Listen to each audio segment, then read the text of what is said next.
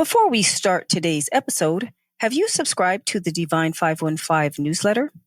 Each month, we share stories of faith, prayer reflections, and behind-the-scenes updates from the Divine 515 community, all designed to help you deepen your walk with God and stay connected. It's completely free and comes straight to your inbox once a month. Sign up today at divine515.com/newsletter and be part of what God is doing through prayer.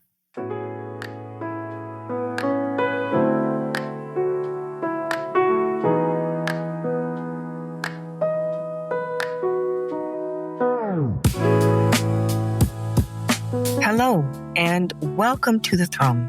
Here is today's prayer.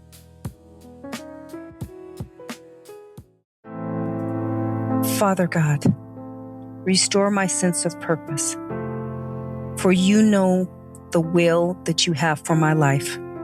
Remind me why you created me and what you've called me to do.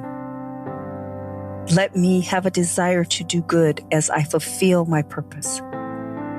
Remove confusion and bring clarity. Align my steps with your will. Today I walk forward with purpose and am being renewed, and I will bless you. In Jesus' name, amen.